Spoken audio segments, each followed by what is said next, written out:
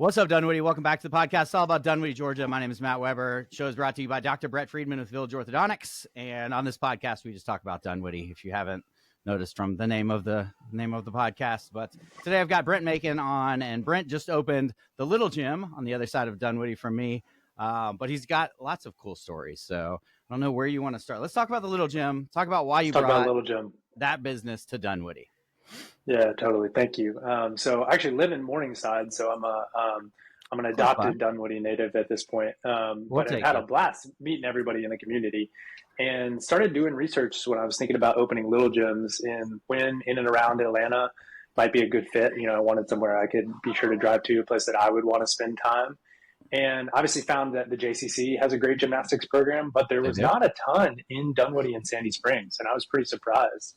And so really honed in on Dunwoody as a place where we might want to be, looked around, spent time in Dunwoody Village. And first time I came to Dunwoody Village, I was like, all right, this is an awesome shopping center. Between the Fresh Market and Pure Bar, you got Valor, you got Barn, Dunwoody Prep right there.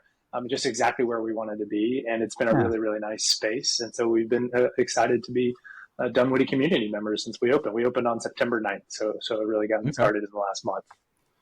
September 9th. Yeah. The Village is kind of like a small town feel almost in our, city that also feels, unless you're around the perimeter area, it is kind of like a small town feel still, especially like with the parade and stuff like that. And, but we're right on the edge of this huge city. So it's a good spot for us. Not as congested as Morningtown, probably. No, we've enjoyed being here so far. It's a good fit for sure. Yeah. That's awesome. So tell us about the Little Gym. What do you guys do? So Little Gym is a kids gymnastics program. So think rec gymnastics. We start as early as 4 months, and we have parent-child classes. So 0 to 2-year-olds, parents can bring them, do the gymnastics with the kids. We do pre-K classes for 3 and 4-year-olds, and then all the way up through grade school classes. And so we always say Little Gym is the springboard to all of life's adventures. It's a membership-based gymnastics programs where kids are going to come in, they're going to learn skills, they're going to have a great time, they're going to get the energy out, which is always big for parents. And I'm a parent of 2 little girls, so I know how important it is to tire them out. They're going to learn those gymnastic skills, and then they're also going to learn things like following directions, getting along with other kids, taking turns, all of kind of the social, emotional, cognitive benefits that come with a program like the Little Gym. So that's what we offer, and we do it in a membership-based gymnastics program primarily. Nice. So whenever you want to come in, you schedule online? How does that work? Yeah, you can schedule online. You're signing up mostly for a membership, so a specific class, and you'll have the same class each week. And then we do have a number of other offerings that if you're a Dunwoody parent and you're hearing these, your ears might perk up. One, we do camps. So anytime school's out for a school break or a religious holiday or otherwise. So right now we're running fall break camps, so you can drop them off for 3 hours. Those are bookable online. Obviously, we do birthday parties. Like those are a big hit. Both regular birthday parties or prince or princess themed, like some other fun themes. And then once a month, we do a parent survival night. So it's parents' night out from 6 to 9 p.m. for any kid over age 3. You drop them off, we'll feed them pizza, teach them gymnastics, do a craft, and then you can go see our friends at Barn or Carbonara, any of the other good Dunwoody Village restaurants while we watch the kids. So a bunch of different ways that you can interact with the Little Gym, and we'd love to have you. And we're doing a free intro class. So if you're hearing this and you want to check it out, come in, do a free intro class, see if it's for you, and get in there for a membership thereafter. Heck yeah. Do your kids like coming to work, your daughters? They love it. Literally, my daughter is in a class right now. Really? The only things they don't like is if it's a 3-year-old class and my 2-year-old is here and she's not in there, but my older daughter is. She's always really jealous that she can't go in. But I think they are, as if they weren't spoiled, then Dad opened a gymnastics gym, and so now they get to play around in there a lot, which they've enjoyed. That's funny. Yeah, I own a pizza place, and when I bring the kids in there, they think it's the coolest place in the world, but they can't really hang out there. Where you're at, they can really just hang out all day if you need them to. Days like this. Yeah. The only downside is, and other parents have said this to me, the only downside is like pretty soon if they start doing gymnastics and they like it, like your house can turn into a gymnastics gym. Yeah. So like my daughters are like trying to like do handstands and put their feet up on their dresser and otherwise. I'm like, all right, our house is not the Little Gym. The Little Gym is the Little Gym. Yes. That's I guess an occupational hazard for our customers too. Yeah. And you are busy on the days that most people are not busy. And that's kind of how it is with the pizza world. You know, the Fridays and Saturdays when people want to go out, that's when you're stuck working, or at least your business is stuck working. You guess Yep, that's the businesses for idea of sure open on Saturdays growing and more and more Sundays. of them. I know you've talked about Yep. that. Why not just have one? Yeah, so I'm really excited about bringing the Little Gym to a number of different Atlanta communities. And when I think about what's energizing for me, certainly running one is, but also like working with a team of people who's trying to make this happen. And Yeah. so we have a really awesome gym director, Ruby, in the Atlanta space, and then my business partner is Jane Mills, who is the co-owner or who owns Decatur and Smyrna locations of the Little Gym. And so Okay. we're going to open in Grant Park most likely, but we have the Midtown Territory, Peachtree City, and then Marietta West Cobb. So those are our locations that we're under contract to open in. And so I'm really excited about working with and mentoring and building alongside a team of people like Ruby and Jane, Yeah. and then hopefully open in a number of locations. And so why Little Gym? Why'd you get into Little Gym? You're a consultant in your regular day job, but kind of kicking this off. Why Little Gym? Yeah, Because of I your think Little Gym daughters? is. Was it your daughter's choice? Yeah, I mean, honestly, a bunch of factors. Like, I think the Little Gym is on the right side of a lot of trends impacting society right now, Yeah. both generally and then, like, for me in my own life. So, like, my past roles have been fully remote. And my last role, I was running a tech startup that was pretty volatile during the pandemic. And Mm, so I was working really hard. There were some market conditions outside of my control that felt like they were really impacting our business. And then a lot of days I would kind of like emerge from my home office at the end of the day feeling like, whoa, and yeah. so the fact that the Little Gym is in person in the community, I know our team, I know our customers, we're delivering a product that makes people smile, is really holistically helpful for kids and families. Our customers love coming in here, like they leave with a laugh. Kids are having a really good time and we know they're growing. Like all of that is important to me. And then I think, when I think about kids, like we read about they're addicted to screens. They're Yeah. not getting enough movement. They're not getting enough recess in their life. They're not getting enough laughter. Like we're thrusting the psychosis of adulthood on them at an early age. And you compare that to like coming in with your friends and your parent to a gymnastics class and romping in there and laughing and swinging and playing. And it's just like, it's wholesome and it's Yeah. life giving and it's energizing. And so all of that is really energizing to me. Like I feel proud about delivering that to community. I want it for my girls. I want it for other people's families too. And then Little Gym, lastly, like it's a franchise. So there's 240 plus Little Gyms. They've been around since 1976. Like they do a really good job with delivering this product. And there's a business model. And if you execute on that business model and you try really hard at it and you make good local relationships, like you can build a good business and make a good living. And Yeah. so something where there was less like existential risk of can this thing work like a tech startup and more execution risk of can you execute this well? That's what I was wanting at this phase with a couple little Yeah. kids and more on the way in my It's life. like a proven So track record, yeah, especially, and then totally. going into business with a guy who already has a proven track record. Good, Yep, good, yep. good idea. So that combination of things got me excited about the Little Gym, and that's been energizing so far. Yeah, absolutely. And it keeps kids moving, which is so important. And I know you know that with your kids, but I mean, with my kids, it is, they turn on the switches and the Fortnites and they stay inside. And I'm like, well, you can at least just carry your game outside with me, sit with me outside. And we eventually end Yeah, up doing something, but yeah, it's more difficult. It's different than when we totally. And grew up, then you know? you and I were talking about AI before we started recording, Mm-hmm. and Jeff Bezos has this thing where he talks about everyone thinks about what's going to change in the world and what's going to be different. Jeff Bezos likes to think about what's not going to change, and he's talking about customers are going to want low prices. They're going to want things fast and reliably. Like in this world, it's like I don't think AI is coming for kids gymnastics. Yeah. Like kids are always going to need to learn how to step into their bodies, build physical skills, build gross motor skills. And Little Gym has been doing it, and I think they're going to continue doing it. And it's not on a screen, and I like that too. It's about physicality and movement and music, and there's Yeah. elements of dance and play to it, and just kind of a good vibes factory in there. Yeah, I took gymnastics growing up, and I was probably 1 out of 10. There's 9 girls for every boy, but Sure. I think it was so good for my like athletic movements and stuff like that. Always playing Yeah. soccer and basketball and all the sports that I played growing up. I think that I can still touch my toes as a 44-year-old. I think it's so Nice. important to be there and getting that movement in, just for body motion. You just learn your body Yeah. at that age. Like it's tough. Yeah. I mean, that saying, Little Gym is the springboard to all of life's adventures. Like, I believe that. It's like most of these kids are not going to go to the Olympics. Most of them are not going to be doing gymnastics in 5 years. But if you've helped on their journey of coordination, it's going to help with whatever soccer, baseball, basketball, anything else that they pick up along the way. Yeah, help with their body movement. So, all right, well, let's get into the podcast. So this is something that I don't even know how I think Ruby mentioned it, but you've got a podcast, and we've been talking podcast before the episode started. Tell us a little bit about your podcast, about Macon Atlanta. Yes, my podcast, it's a pun on my last name. So it's Macon Atlanta with Brent. And the quick backstory is, I enjoy thinking about a bunch of different topics, most of which I'm never going to work on directly. So, things like dying with dignity. What are we going to do about the aging population? I like thinking about things like reparations and where we're going as we heal as a community. I like thinking about AI and spirituality and what does all of this mean? And asking these questions that have nothing to do with my day job. Yeah. And so I like working on a proven business model, the little gym, as we talked about, but then having all this other room to think on the side.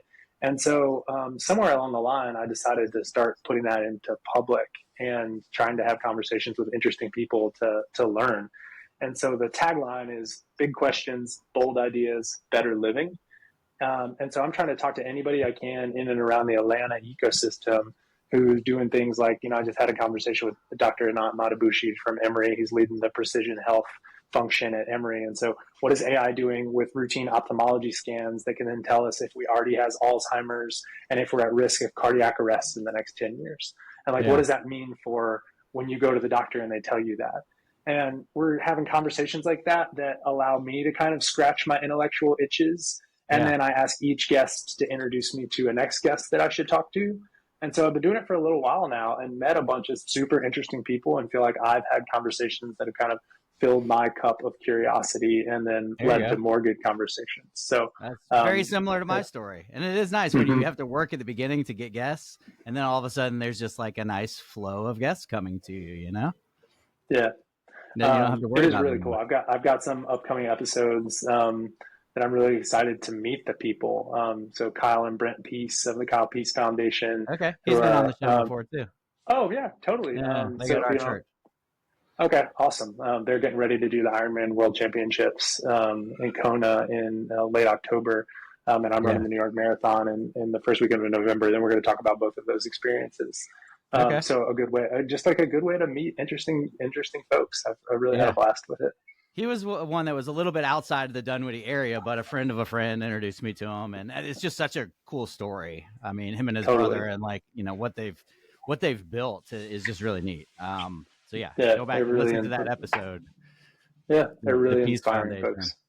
But I love when you mentioned AI, kind of my eyes lit up. I mean, I don't feel like it's going to knock that many people out of their jobs, but it's going to improve everybody's jobs. And it just makes everything so much easier, especially with podcasting. I used to have somebody come over to my house, 2018, somebody would come over to my house. So like I'd talk to the mayor for an hour and then the next guest would show up and I would kind of introduce the mayor to whoever the next guest is. And it was nice for building relationships and that kind of thing.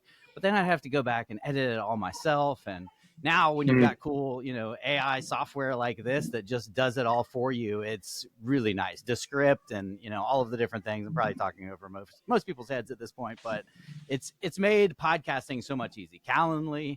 I mean, it's a complete game changer for so many different parts of the world.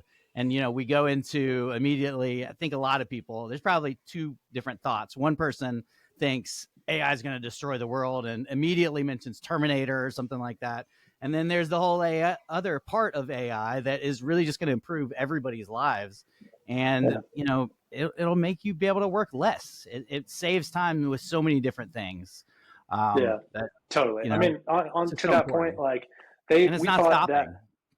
we thought that the radio was going to ruin jobs. We thought that automobiles were going to decrease jobs because we wouldn't need as many horses. What would that mean for the folks with the horses? They thought TV would end books forever. They thought the internet would ruin jobs. And so I think it's another tool. But I also think, like many other tools that have come before us, like we got to figure out how to use it and why. And Yeah. so, I mean, my biggest point on AI that I come back to is it's going to help us achieve whatever we're aiming at. Yeah. And if we're aiming at working more and more and more and spinning the capitalist hamster wheel faster, like AI will help us do that. But if we're aiming at living a more balanced and healthy life where we spend more time with our loved ones, where we're healthier, where we've slept more, where we're doing more things that we've enjoyed, and we figure out how to point towards that, both individually and as a society, like these tools will help us do that. So I think we Yeah. got to figure out like what are we chasing after, and then how do we help have the tools, whether it's like a fitness band that helps you maintain your sleep and healthy habits. I think AI and spirituality is going to be really interesting. Like how Yeah. does it help us connect in with ways of being in a higher power that kind of reinforce those deeper truths that Netflix might want you to watch another show and kind of forget that you might spend time seeking otherwise. Yeah. So They're good I at think that. a lot to unpack there, but there's definitely cause for optimism and to be wary. Yeah, and I think everybody should just use it. Just try to use it. The Perplexity, ChatGPT. Everybody knows ChatGPT, but Perplexity is one that I just think is the coolest thing in the world. We were supposed to be in Disney today, actually, but obviously with fall break and the evacuations and stuff, we didn't go there.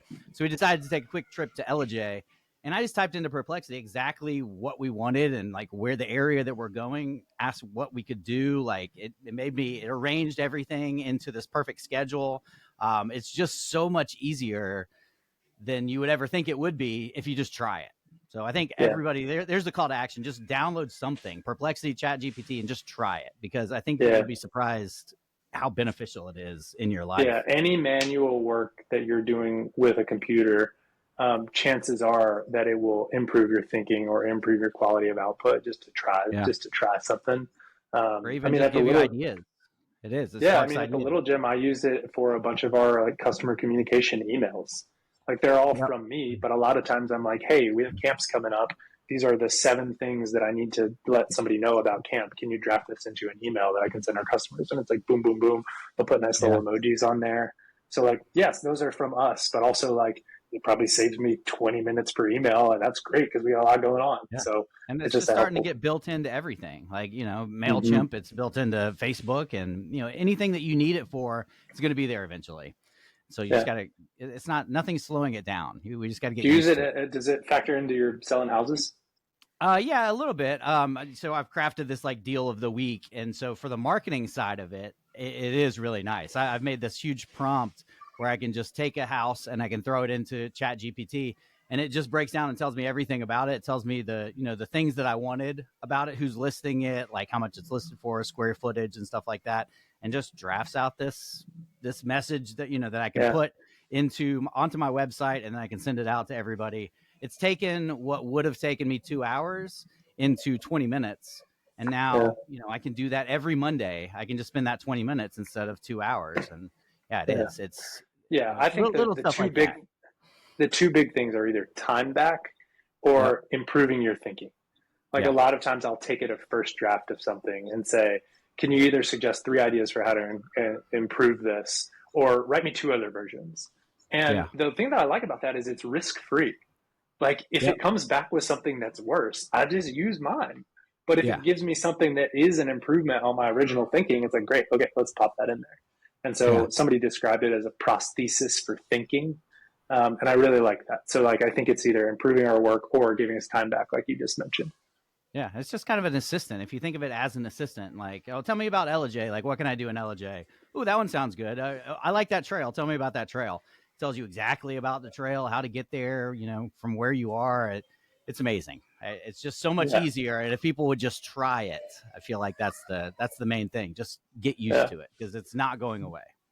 Yeah. And And so the increasing degree of personalization there is going to be yeah. pretty cool too.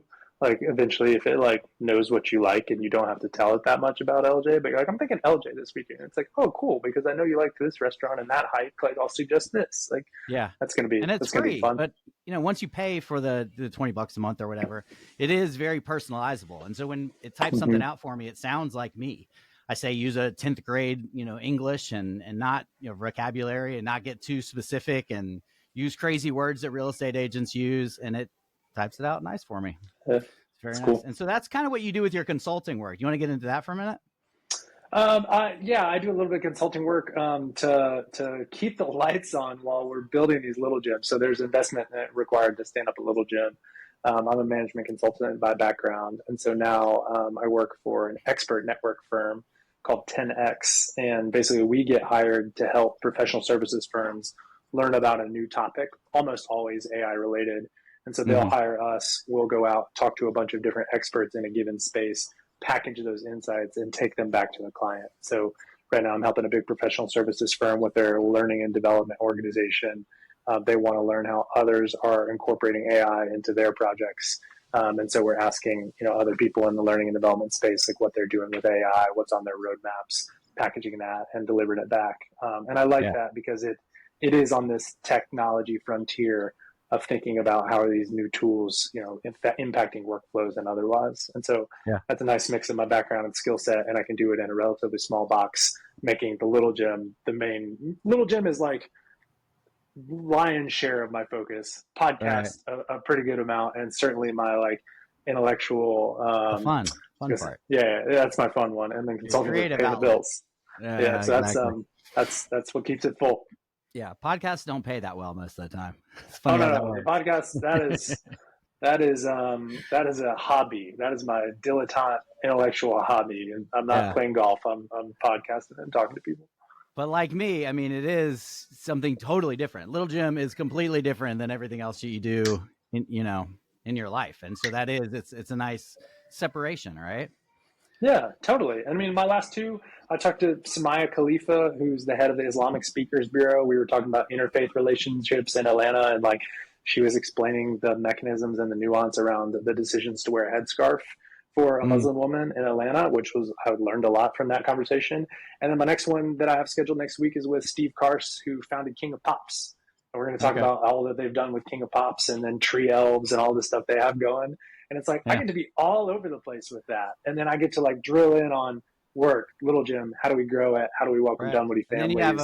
How do we run the playbook? Conversation with a 3-year-old, It would be completely different. I have many conversations with a 3-year-old. They're negotiations as much as they are conversations. Oh yeah, about always. Yeah, my 3.5-year-old, she just wants to wear the leotards that she wears to the little gym to sleep and to school, and I'm like, no, that's little gym clothes. That's not school clothes.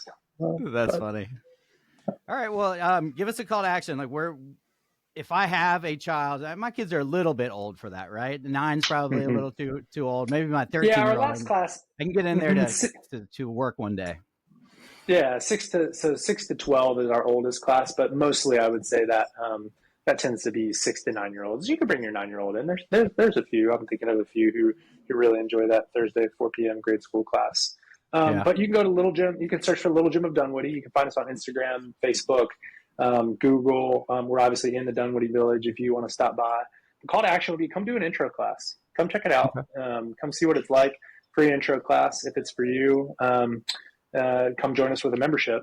We'd love to have you. Ruby and her team are doing an awesome job teaching the classes.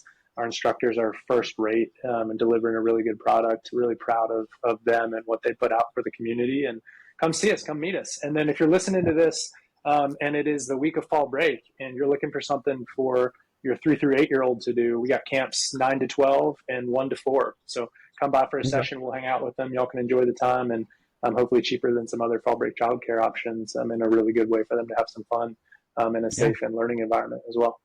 There you go. And they can find that intro class on the website, or do they need to call? Yep. It's all bookable online. You can book that free intro class on littlegym.com/Dunwoody.